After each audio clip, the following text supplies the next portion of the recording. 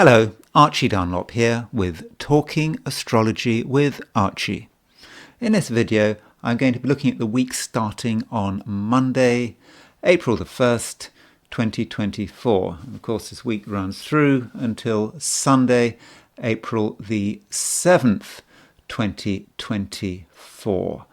And my broad theme this week is going to be Venus in Aries, because this week Venus does indeed move into this sign, and I want to look at what it means for Venus to be in Aries, and specifically what it means to have Venus in Aries. And I will be looking at the horoscopes of some famous and some infamous people who have Venus in Aries.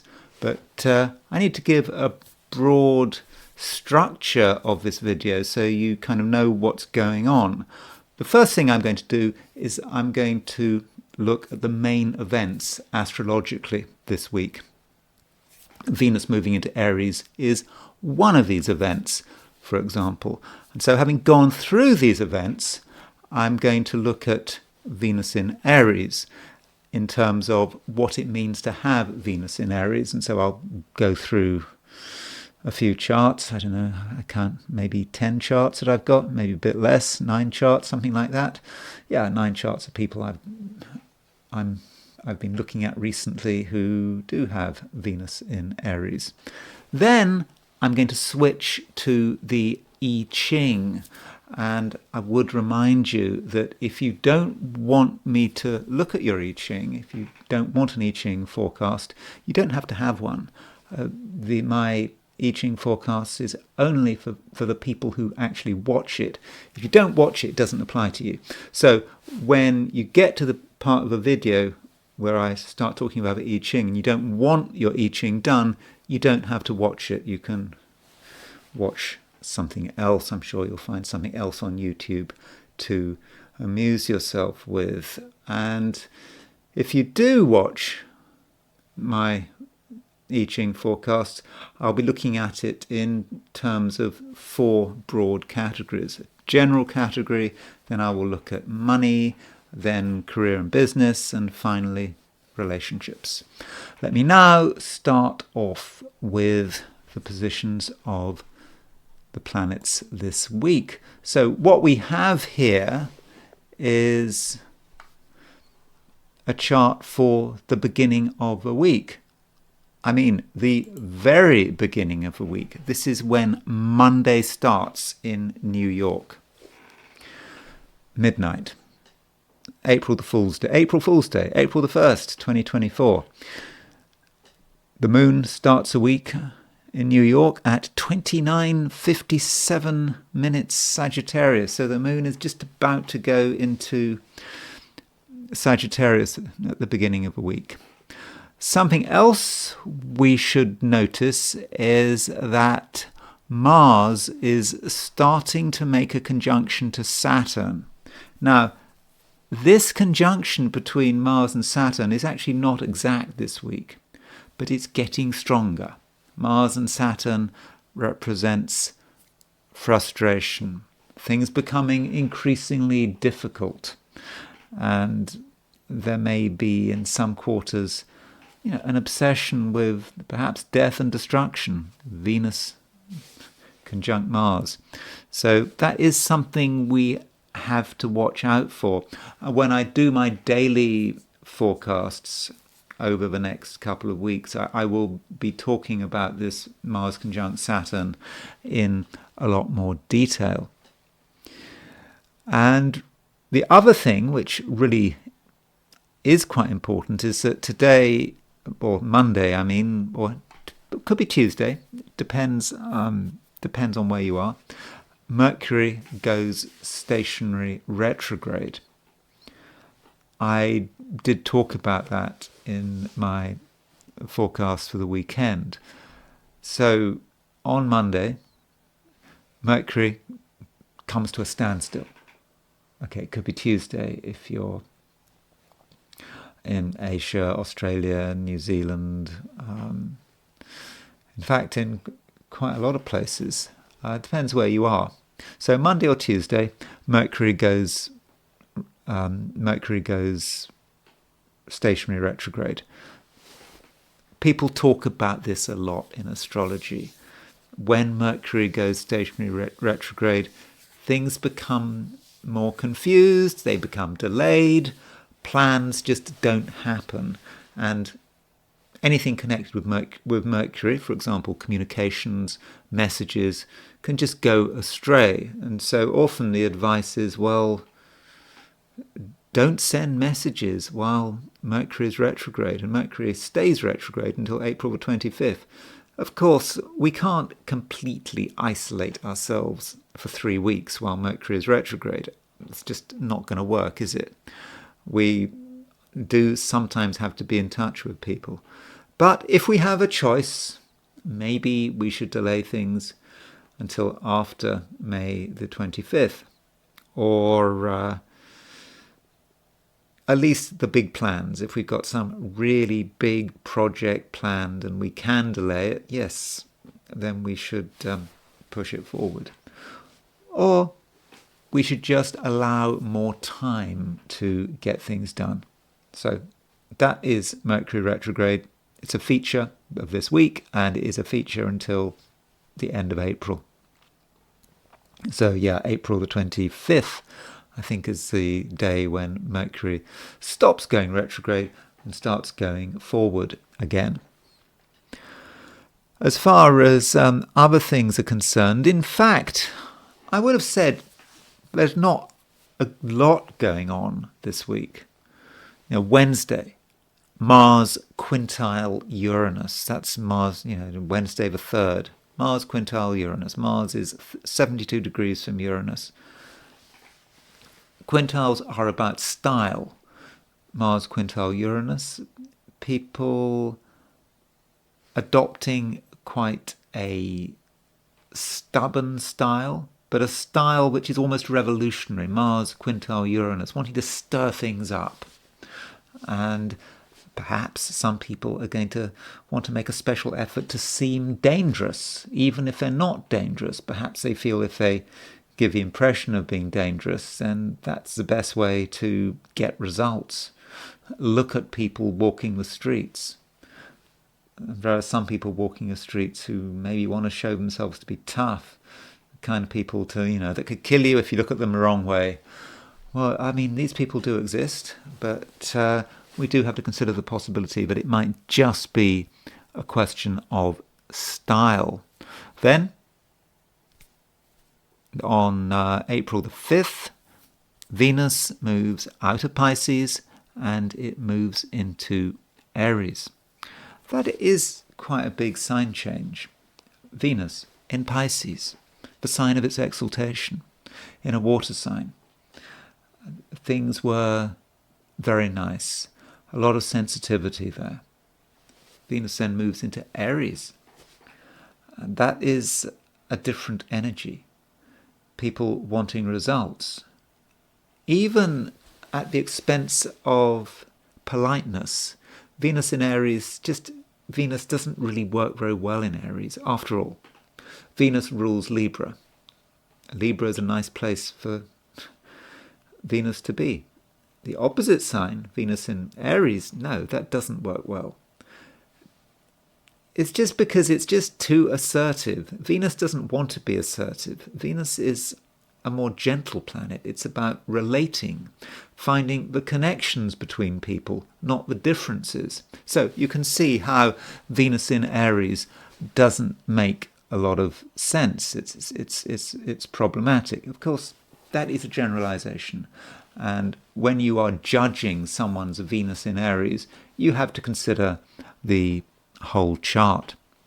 Then on, I think it's April the 6th, Mercury is semisquare Mars. So, there's Mercury, retrograde, semisquare Mars. So that's coming together towards the end of the week. Mercury semisquare Mars. What does that mean? Semisquare is quite a difficult aspect. Mercury is the planet of communication.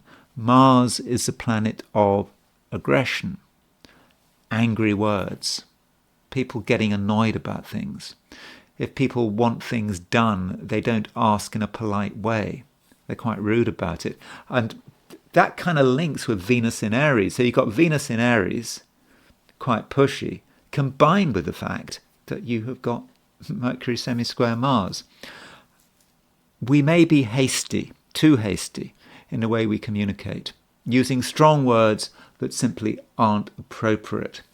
So I think we need to think a little before we speak, and we must avoid being rude. There's no excuse for rudeness. Yeah, I know Mercury is semi-square Mars, but still, we don't have to be rude. It may not just be about communication, this Mercury semi-square Mars. It might be about the way we are thinking. There could be a certain amount of mental agitation with Mercury semi-square Mars. Mercury in Aries, we want things done. We're impatient, but Mercury's going retrograde, and we just get really annoyed. Things just don't happen. Things are delayed, and that just makes us mad. If you're in that situation, it's that feeling of being stuck in a traffic jam and just wanting to boil over, what's that film? Like Michael Douglas in Falling Down? Someone just flipping and just getting hold of some armaments, and that's how it feels, doesn't it? When you feel frustrated, you can't get anything done, and you just want to run amok. So we have to be careful there. If things aren't working as fast as we'd like them to do, because we really have to be patient. Mercury is going retrograde. We can't hurry things up. We may have to wait until the end of April before things actually start moving again. So we have to be a bit careful with that Mercury semi-square Mars. So that is the overall position. I suppose I should look at the heliocentric picture this week. I don't think this is going to be a particularly successful exercise, because I'm looking at a whole week, and some of the planets move really quite quickly. But from a heliocentric point of view, this is the beginning of the week. So if you look at this, you notice that from a heliocentric perspective, the beginning of the week, we've got Mercury opposition Saturn. So that's very much how the week starts. Heliocentric opposition between Mercury and Saturn. It just may feel that things aren't getting done. We try. Mercury gets really agitated. It wants results. It's thinking really hard about how it can get results, but Saturn is really blocking it, and that could be a problem. Also, we notice that Venus is starting to make a conjunction to Saturn. So Mercury is opposition Saturn, and then Venus is moving towards a conjunction of Saturn. So remember, that's a heliocentric conjunction. So that also could suggest a certain amount of frustration and feeling that we're not really getting much from other people. People are just not being helpful. But this is the heliocentric picture. It's more cosmic. It doesn't say too much about us as individuals. We may just feel that we're in an environment where it's just difficult to get our message across. And perhaps organizations find it difficult to get their message across. And, when they try to communicate with the public, they feel forced to communicate in an angry and frustrated way, and it doesn't help their reputation. So that's the broad picture, heliocentrically. But as I look at the planets on a day-to-day basis, because I do have forecasts every day of the week, I'll be showing you how the heliocentric picture develops. So what I'm going to do now is I'm going to look at Venus in Aries. So supposedly, if you've got Venus in Aries, it's a problem. I'm not saying it is a problem, but you might say it's a problem because Venus is in its detriment in Aries. If you've got Venus in Aries, maybe it's difficult to relate to people, or perhaps your hastiness and your impatience may be disruptive. Or there may be issues with money, maybe. Venus is the planet of money. And so you could say, well, if Venus is in Aries, that might suggest someone is too hasty with money. They spend money without really thinking. Or they buy garbage. Venus is a planet connected with beauty and aesthetic harmony. So you'd want Venus to be in a nice sign, ideally, like exalted in Pisces, or in its own sign in Aries or Taurus. But Venus in Aries, Venus works very. Sorry, did I say? Yeah, Venus. You want Venus to be in Libra. You don't want Venus to be in Aries. You want Venus to be in Libra in its own sign, or Taurus its own sign, or exalted in Pisces. You certainly don't want Venus to be in Aries. And so perhaps people with Venus in Aries have bad taste. It's possible. I mean, these are theoretical ideas. What about the reality? And so I'm now just going to look at people who have got Venus in Aries. What about, for example, Brigitte Macron, the wife of the French president Emmanuel Macron? She has Venus in Aries. Now, she is, of course, famous for having a relationship with her drama student. She was a drama teacher, and she had a relationship with one of her students, Emmanuel Macron.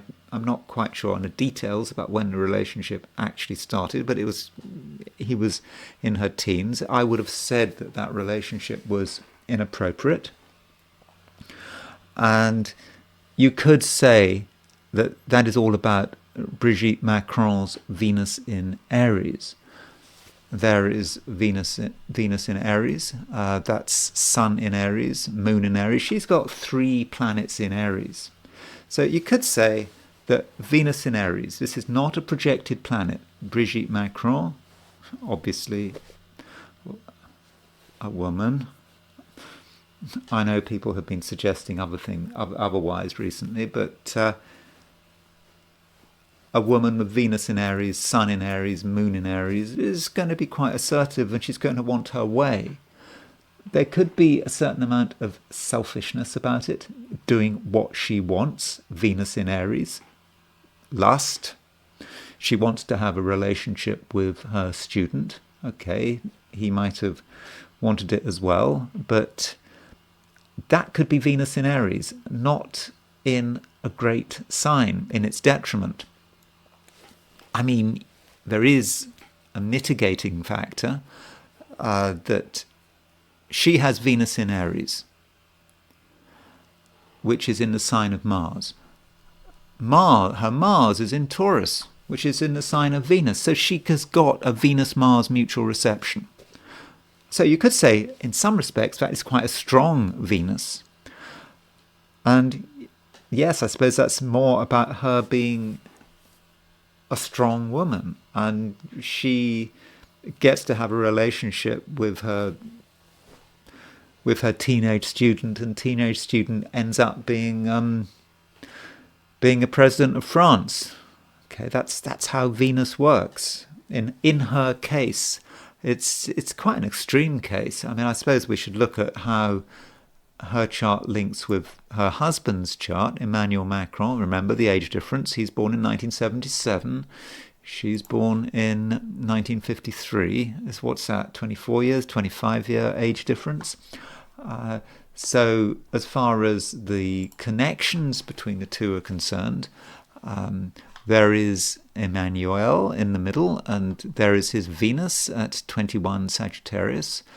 Her Venus is at 2257.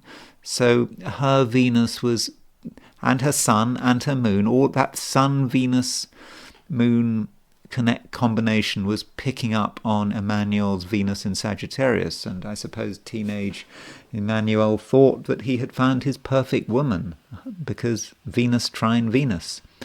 But still, I think there are some ethical issues there. I think a lot of people think there are ethical issues, and that might be about Venus in Aries. Venus can be selfish. Venus thinks, not Venus can be selfish, Venus in Aries can be selfish. Even if it is in mutual reception with Mars, maybe particularly because it's in mutual reception in Mars, wants to do things its way, has the opportunity, and just goes and does it. So that's an example of one person with Venus in Aries. Someone else would be Klaus Schwab, our favourite globalist. He was founder of the World Economic Forum, born on March 30th, 1938. I don't know what time he was born, so I've just said it for noon. And Klaus Schwab has Venus at 22 Aries, and it is conjunct Mercury at 27 Aries. Now, there is no doubt that Klaus Schwab is a clever man. I think he started off life as an academic, and I don't know, he was able to use his connections to create the World Economic Forum and actually have quite a powerful influence on the world and on world leaders. Perhaps in his case, Venus is working well in Aries. And like Brigitte Macron, he has a Venus-Mars mutual reception. There's his Venus in Aries, which is in a sign of Mars, and there is Mars in Taurus in a sign of Venus, and they're in mutual reception. So perhaps with a Venus-Mars mutual reception, this helped him network, and maybe the fact that Venus was in Aries didn't do him any harm at all, though perhaps that Venus in Aries gave him a certain amount of arrogance. He's got Venus in Aries, Mercury in Aries.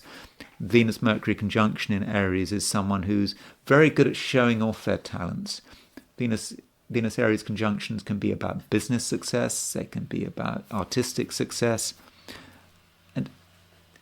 Generally, he is able to communicate his view of the world, but it's Venus talking to people boldly, being able to make his contacts boldly. And notice how he's got Venus, his Venus conjunct Mercury is square Pluto. So he's got Mercury square Pluto, Venus square Pluto. It's all about power, isn't it? Using Venus in Aries to network. Helped by Mercury, square Pluto. He wants to have a big impact as he networks around the global elites. Another powerful person, well, he was powerful up to a point, but in the end he lost his position and got hanged in the end, and that was Saddam Hussein. So Saddam Hussein was born the year before Klaus Schwab, April 28th, 1937. And yes, he had Venus in Aries. And like Klaus Schwab, he had Venus square Pluto. In fact, you can see that Saddam Hussein had an exact Jupiter-Pluto opposition. Jupiter-Pluto oppositions are about self-improvement. He wanted to improve himself in terms of power. He might have said that it was about improving his country, but it's all about power. And his Venus square Jupiter, square Pluto, but it was Venus in Aries, making connections, I suppose. That's Venus in Aries. I suppose you could say that's working quite well. He was successful up to a point, but perhaps there's a hint of brutality here. We know, that's obvious, but just Venus in Aries might have a brutal nature. When you look at Saddam Hussein's chart, one thing you do notice, assuming his birth date is correct, is that he has no planets in water. And so there might be a certain lack of compassion there. He was not known for his compassion, was he? And Venus in Aries with no water in the chart, that may be a really harsh Venus. And Venus square Pluto, using Venus, relating to people simply in terms of power and improving his position. That was what it was all about. The milk of human kindness might not have been there with that Venus in Aries. Maybe you could say the same for Timothy McVeigh, the Oklahoma bomber. It was in the mid-1990s that he got his truck and he took it to that building in Oklahoma. He wanted to get at the government. I think he was upset after the Waco siege, thought the government was trying to take people's guns, and he thought he was going to do something about it. And so he killed a load of people. He was eventually executed for it. But here's his chart. April 23rd, 1968, 8:19 a.m. in Lockport, New York. And he had Venus in Aries, conjunct the North Node, conjunct Saturn. Now, you could say that Venus conjunct Saturn, particularly Saturn is in its fall in Aries, but he's got Venus in Aries. That's Venus is really under a lot of pressure, though it is in mutual reception with Mars. I suppose this may give him a certain ability to relate to certain people, but it's Venus in Aries. I don't think he'd be very good at relating to people with Venus conjunct Saturn. I think that is a real problem. And so one wonders what that Venus is about. It's quite a headstrong Venus. He is going to do things his way. He is going to relate to the world in his way.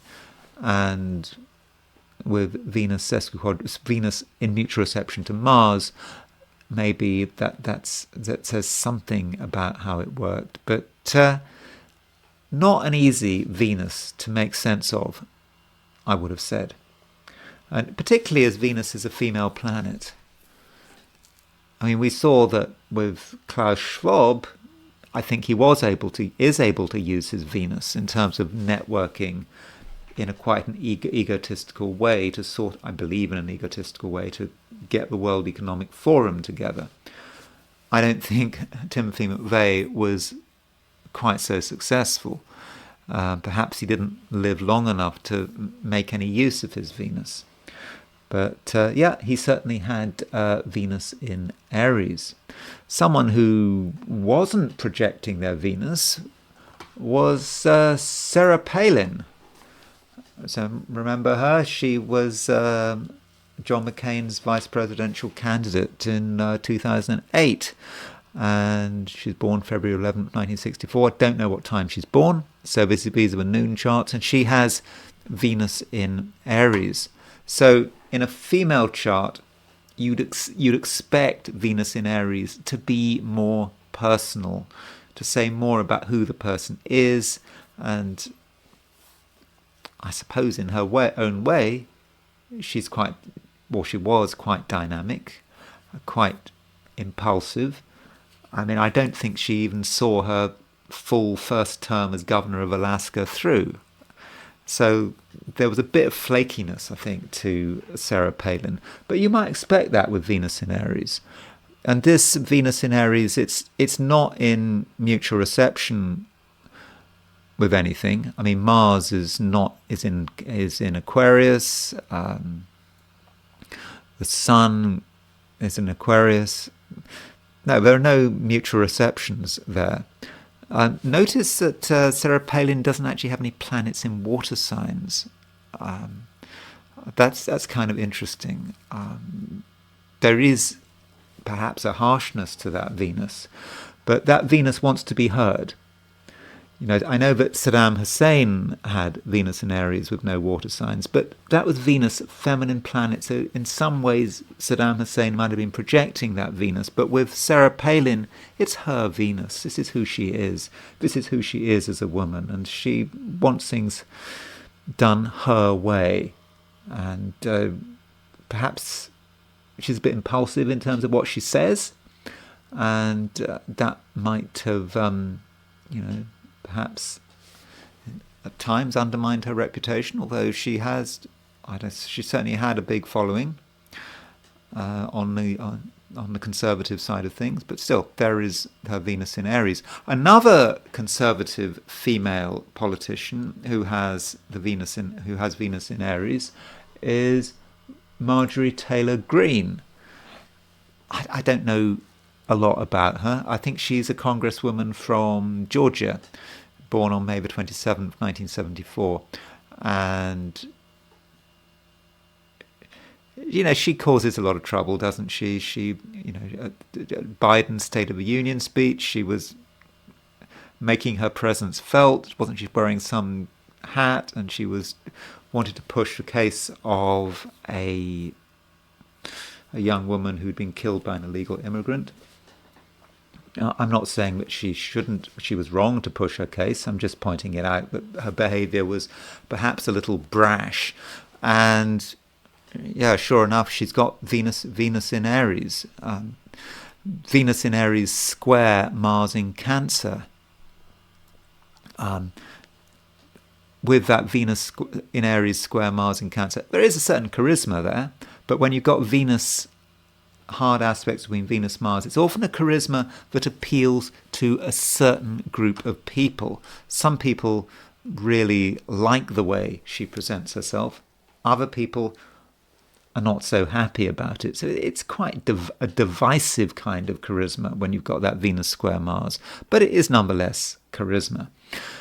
And that Venus in Aries, she gives the impression of being someone who is quite out there, likes to assert herself, likes to tell the world what she thinks, what she likes, what she doesn't like. Like Sarah Palin, but in some ways more so. And perhaps she's in a way more successful than Sarah Palin. I mean, she's got elected to Congress and she's still around. And yes, she certainly has a fan base, and yes, I think we can see that Venus in Aries. And I'm just thinking about that red hat she was wearing during the State of the Union speech, during Biden's State of the Union speech. Another person, well, while we're talking about politics, Tulsi Gabbard, April 12th, 1981. Don't know her time of birth. She has got Venus at 24 Aries. She was in the Democratic Party. She's left the Democratic Party. I'm not quite sure what she is at the moment. Is she an independent? I don't think she's not a Republican, but I think she's endorsed Trump. Is that right? I think she has endorsed Trump. And she's got Venus in Aries. So clearly she's a woman who likes to do things her way. She's not a team player. And maybe that is a case for Venus in Aries, particularly maybe women with Venus in Aries. So we've got quite a few female politicians who have their own way of looking at the world. Female American politicians with their own way of looking at the world. Marjorie Taylor Greene, Sarah Palin, and now we have Tulsi Tulsi Gabbard. So, maybe there's a bit of a pattern here. And that Venus in Aries is opposition Pluto. She wants her way. And maybe sometimes she doesn't always get her facts right. Because that Venus in Aries is very close to the Sun in Aries. So the Venus is combust. So that Venus in Aries is a little bit under pressure. And it's opposition Pluto. Well, maybe that's saying something not about her public life. Maybe it's saying something about her private life. I don't know. She has Venus in Aries. And I would have said the way she presents herself, I think she's quite a good communicator. She does come over as Venus in Aries. So, maybe Venus in Aries isn't such a bad thing. Someone else with Venus in Aries, someone very different, is Yevgeny Prighozhin. You remember him? He was this Russian. He was, I think he started life as a petty criminal, as towards the end of communism. I think he went to prison. He mugged at least one woman in Moscow when in his youth. And he got involved in catering, and then he got involved with Wagner, and he wanted to do things his own way with Wagner. He had a bit of a triumph when Wagner captured Bakhmut from the Ukrainians, but then he actually launched his own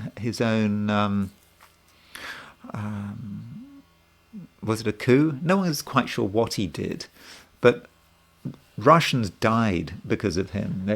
So he'd kind of signed his own death warrant there, and so he, in the end, his plane got blown up, and no one's quite sure who did it. But here is Yevgeny Prighozhin's chart. Certainly don't have his time of birth. He was born in Leningrad, June the 1st, 1961, a Gemini, and he's got Venus in Aries, trine Uranus. Maybe that Venus in Aries was quite good at forcing himself onto any particular social scene. He's got Venus in Aries square Saturn. When I see that Venus in Aries square Saturn, I'm reminded of that story about one of his early victims. It was some woman he mugged in Moscow, and he ate his still under communism. It's that kind of person. He used violence against a woman in committing a crime, I believe. And there's that Venus square Saturn. That would certainly fit. He was quite independent-minded. Very independent-minded. Venus in Aries, and that's what got him into trouble. He was so independent-minded that he started to march on Moscow in the middle of in the middle of Russia's war against the Ukraine. That strikes me as a little bit treasonous, but possibly, he had signed his death warrant by doing that, and that is indeed what happened. We can compare his chart with the chart of his death. So this is a chart for when his plane got blown up. So that was on August the 23rd, 2023. There is his Venus at Venus 26. There's his Venus at 26 Aquarius. North Node was exactly on his Venus. Okay, not necessarily exact because I don't know his time of birth. I'm using the noon time. But North Node was on his Venus, and Pluto was sort of square his Venus. So there was a Pluto square North Node at the time of the crash, which hit his Venus, and that was when he died. So I don't know, it's difficult when you're dealing with male charts with Venus in Aries because you just don't know to what extent it was projected. Now, so far I've looked at people who may have a certain dubious reputation. I want to finish with someone who is considered to be a martyr and a heroic figure, and that is... No, that's the wrong one. That is Sophie Scholl. Now, Sophie Scholl was around during in Nazi Germany, and she was born May the 9th, 1921, and she was part of the White Rose movement, which she and her brother were connected with, and they formed. And so she, during the middle of the Second World War, started putting out anti-Nazi leaflets, I think around Munich University, and she was caught, and she was unrepentant, and she was guillotined at a very young age. I think she was only 21, given absolutely no mercy whatsoever. And she had Venus conjunct the South Node in Aries. That Venus in Aries, remember, this is a female chart. So Venus in Aries is not going to be projected. It's going to be very much who she was. Mixed reception with the Sun. So Venus is in the exaltation of the Sun in Aries, and the Sun is in Taurus, which is a ruler of Venus. It's a mixed reception, but Venus conjunct the South Node. South Node is doing something which is perhaps a little too easy in a weird kind of way. The line of least resistance. Perhaps she'd done it in a previous incarnation.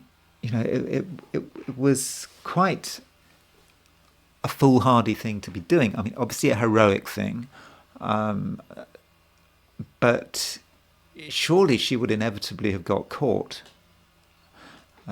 You could say by martyring herself, she went some way towards saving her country's reputation, showing that not every German was supportive of Nazism, that some people did actively resist it.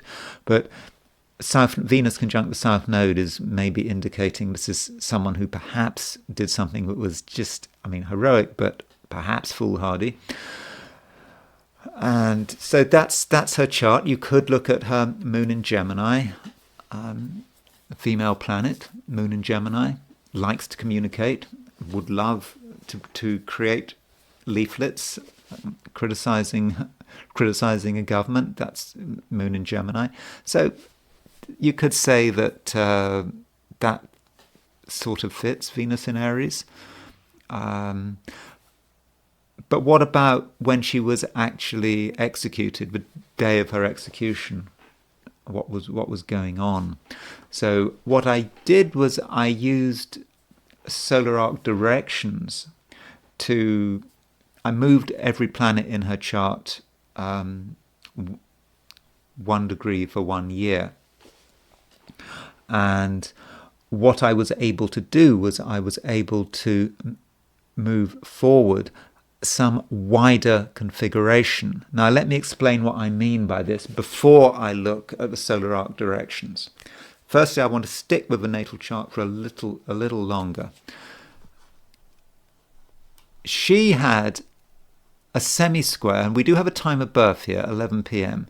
So Sophie Scholl had Venus in Aries, semi-square Uranus. You can see they're 45 degrees apart. She also had Venus sesquiquadrate Jupiter. So she had an exact Jupiter-Uranus opposition. So 1921, Jupiter-Uranus opposition.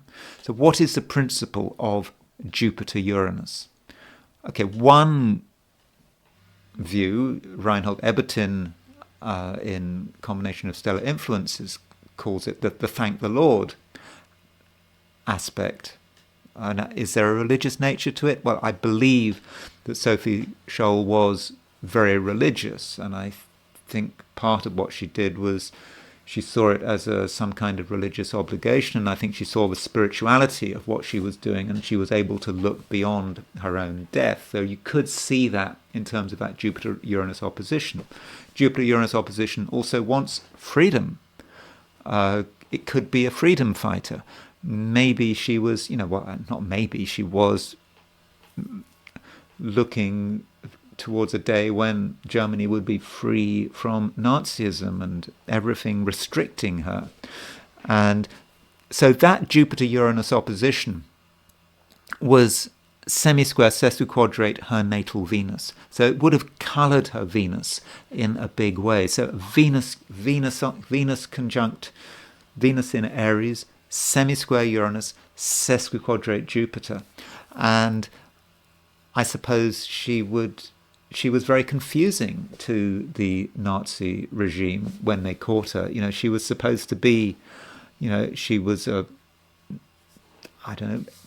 Aryan young woman from a good family. So why would she want to oppose the regime? And of course, the Nazi image of women is women who were sort of fairly submissive. It wasn't one of.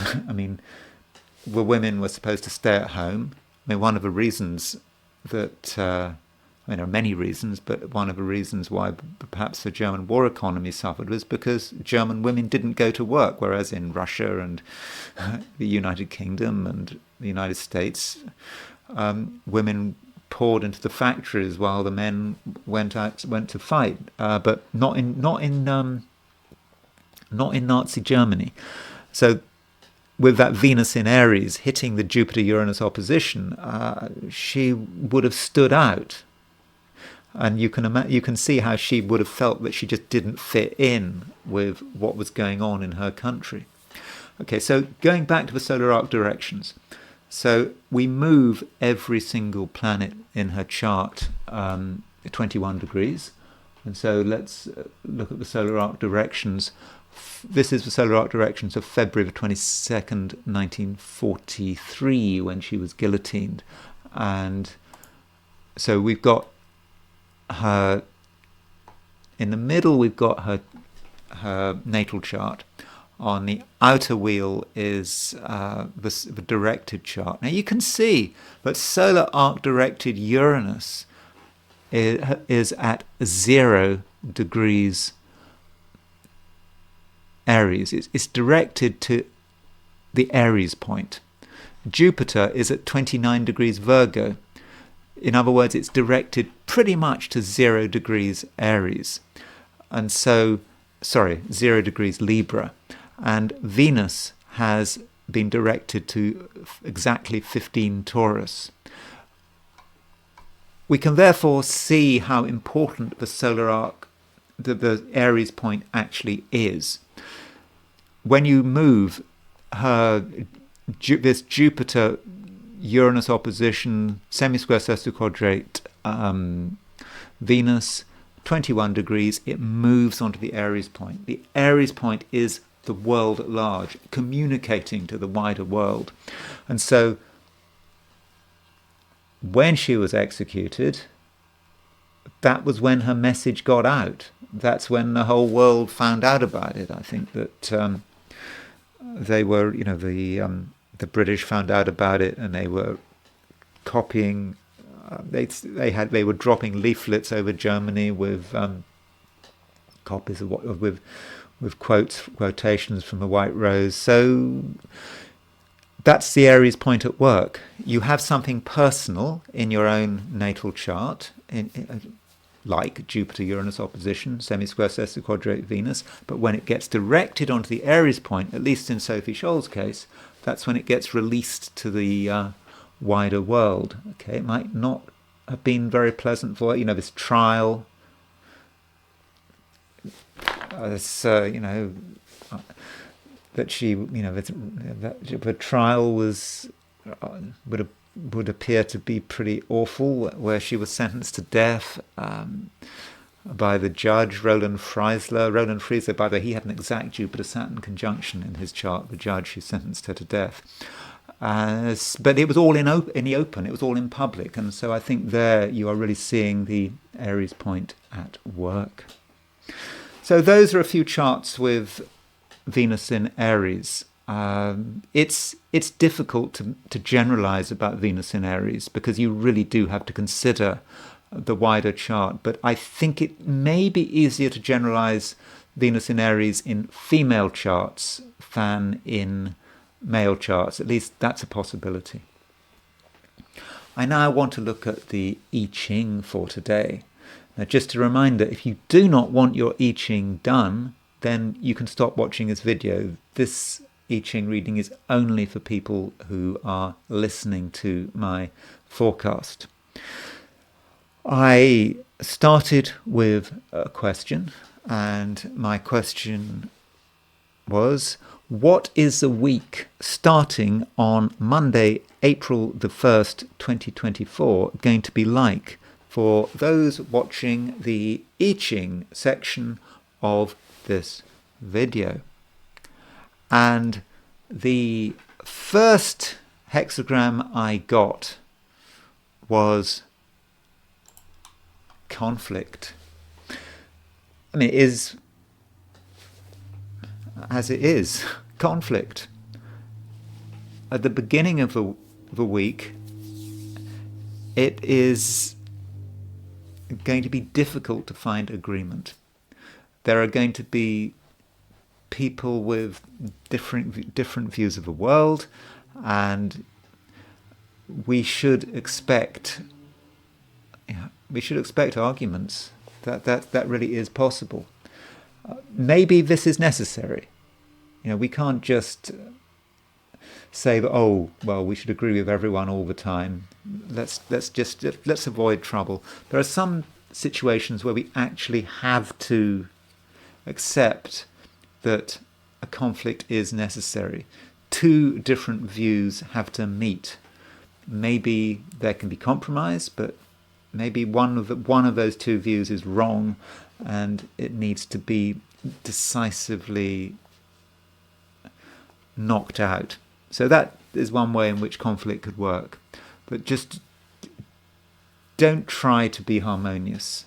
Don't try too hard. Don't try and sweep things under the carpet. Because if you sweep things under the carpet, it's not going to make them go away. The conflict will come back at a later stage, and maybe we should just deal with the conflict, just head on. Now, this hexagram conflict does move. It moves to hexagram 37, the gentle. Now, the gentle is about finding the roots of things. So the first hexagram was about conflict, obviously. In other words, there's a problem. People disagreeing about things. Personality clashes. And I think this hexagram, the 37, is perhaps asking us to find the root of the problem. The gentle is like the wind. The wind goes through things, goes through everything, and it is looking for whatever is causing the problem we're having to face. And so maybe that's what we have to do, particularly during the later part of the week. At least that is one interpretation of it, though there is an alternative view that 37 is actually about accepting that we are not in full control. It is, the gentle. Perhaps accepting that there are other people who know more than us, and if we want to avoid conflict, it may be in certain situations a good idea to back down. It does depend. Depends on what the conflict is about. But we don't always have to be the winners. And sometimes it may be best to just accept in the short term that someone else knows more than us, or perhaps someone else has the power. but it does depend on the situation. Of course, if you're talking about someone who is up to no good, is evil, is a nasty piece of work, then sure, you don't want to give in to them. But if, in a general sense, you're dealing with someone who is honest and trustworthy, but you just happen to disagree with them, then maybe you should give way. Because that's the hexagram from a general perspective. Conflict moving to the gentle. Let me now look at money. So from a financial perspective, things may not be particularly easy, especially at the beginning of a week. When it comes to money, people are going to find agreement not easy to come by. People have definite views about how money should be spent, how money should not be spent, and if you talk about your views about money, you shouldn't be surprised if someone disagrees with you. They might even disagree with you just for the sake of it. But where there's money, there's an argument. But it's possible, but you have to persist with the argument. I mean, what if you're in a situation where you see that someone is handling money in the wrong way? Maybe they're spending too much money. They're doing stupid stuff with money. In that case, you are going to have to come to some kind of arrangement. Firstly, with yourself. I mean, it's not easy watching someone make mistakes with money. But if you were to tell someone what you really think, if you were to criticize someone, would that change the situation? It might be that you would be ignored. It might be you get into a fight, but nothing changes. And that's kind of not what you want. Perhaps what you should do instead is step back a bit and work out what the underlying cause is. Why is it that someone is making a mistake with money? Why is it that you think they're making a mistake with money? What is actually going on? And that brings us to hexagram 37, which is the gentle. There is something quite forensic about the gentle. The gentle is quietly working out what's happening. It's going through the figures, rows and rows of numbers, expenditures, income, working it all out. And if you allow the gentle to do its work, then in the end you can get to the root of the matter. And once you get to the root of the matter in terms of money, then you will be in a much better position to change people's minds, because once you know what's going on, you can tell someone, look, this is what's going on. A, B, C, D, you are making a mistake and you should stop what you're doing. And I think in that case, you will be able to speak with a certain amount of authority.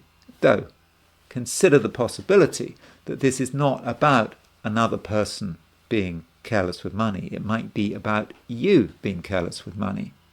This whole hexagram about, the conflict moving to the gentle, the conflict may be about our own conflicts, about our own financial situation, just feeling that something is wrong, but being conflicted about what to do, and then deciding that one's got to actually find out what's going on. One's got to just stop, go through spreadsheets, make a record of what you're spending, what's going on, what's coming in, what's going out, question your own attitudes, And you might then realize with the gentle that the problem actually lies within yourself. And once you realize what the problem is, you will be in a position to sort it out. The next thing I want to cover is career and business. So it's not really surprising what I'm going to say next. If you're going into work if you're going to work this week,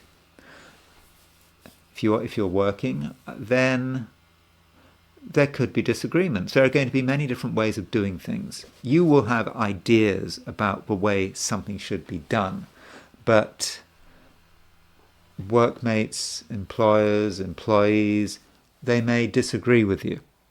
And you then have to work out what to do. And one word that can be used with this hexagram that Greg Winkup uses in his translation, he uses the word grievance. And this might actually be quite appropriate here, because many people are going to have grievances about the way they're being treated at work, in a working situation. So if you're working in a company and you talk to your workmates and you ask them what's going on and whether they're happy, there are going to be complaints. And if you are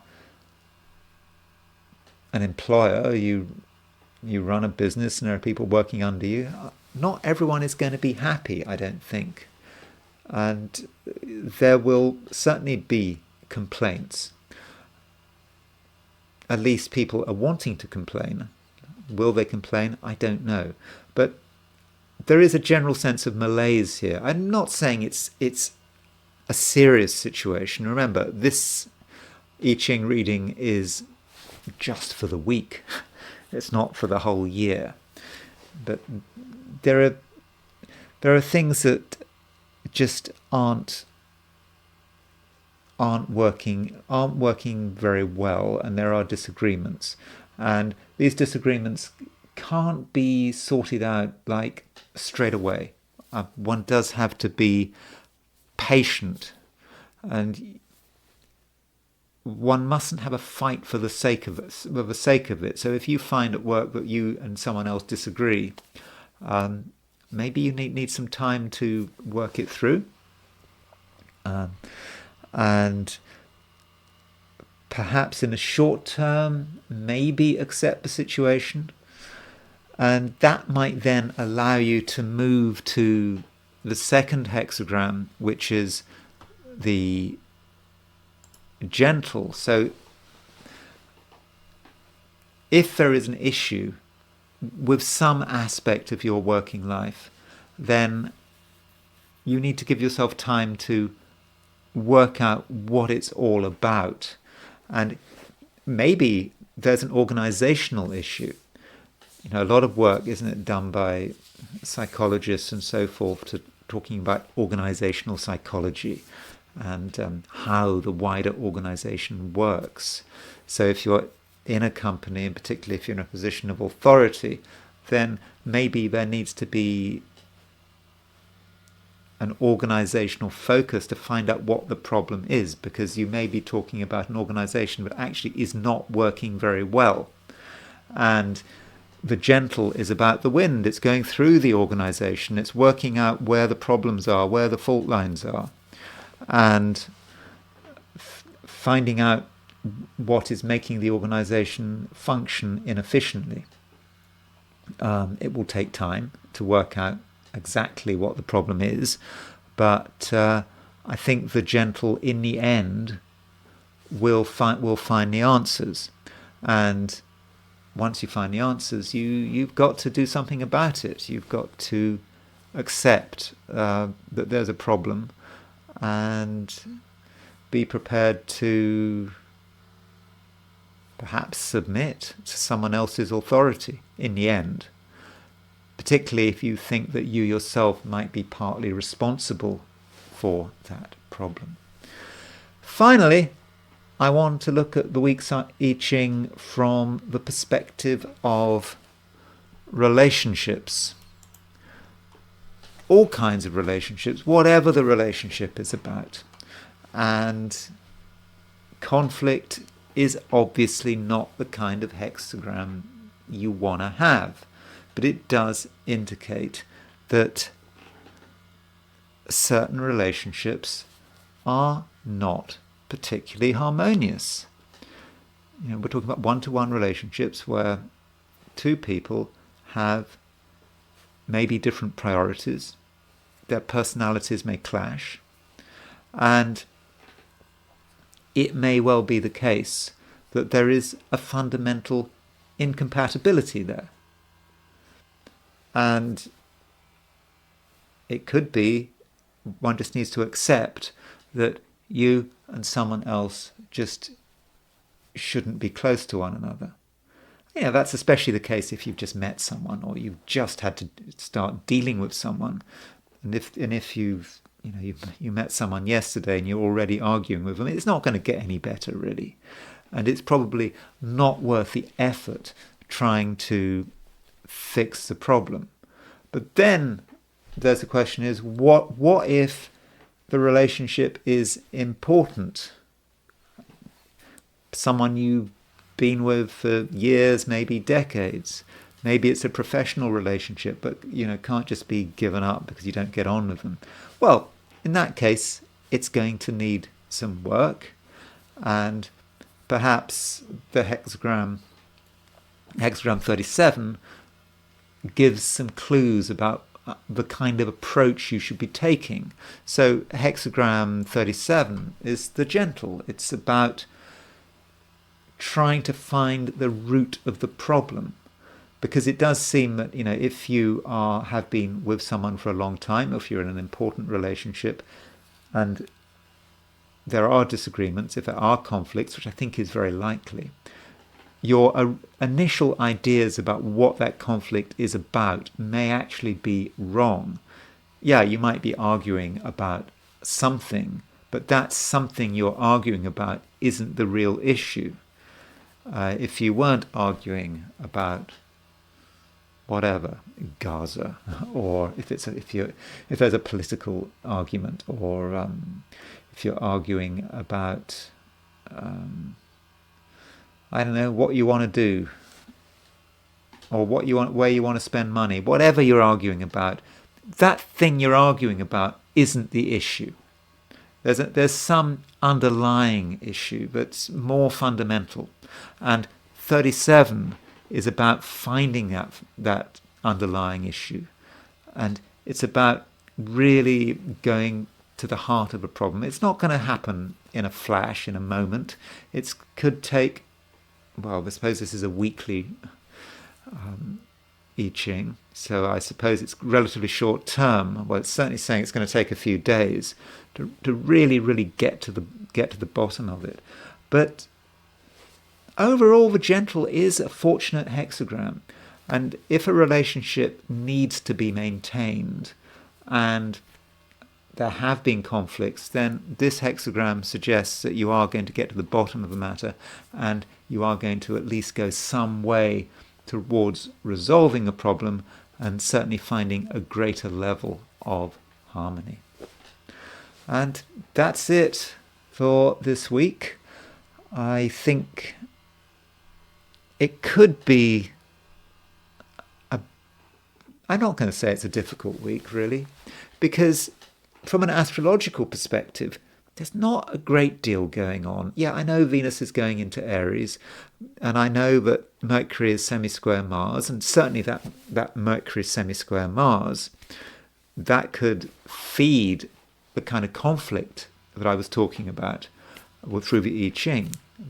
So the conflict I Ching may be reflected by the Mercury semisquare Mars. I've talked about Mercury semisquare Mars, people having arguments, people using strong words, using the wrong words, and just causing problems by saying too much. But there's not so much going on this week, and I think that with the I Ching talking about conflict, I suspect it's rather a short-term conflict, and I think it should be relatively easy to find some kind of solution. So, overall, I don't think it need be a bad week. So thank you very much for listening to me. If you're still here, and if you enjoyed this video, I would be, of course, grateful if you were to like it. And if you're not subscribed, I'd be really grateful if you were to subscribe. And if you want to buy me a coffee, there is a link in the description. So thanks very much for listening, and I will talk to you again very soon.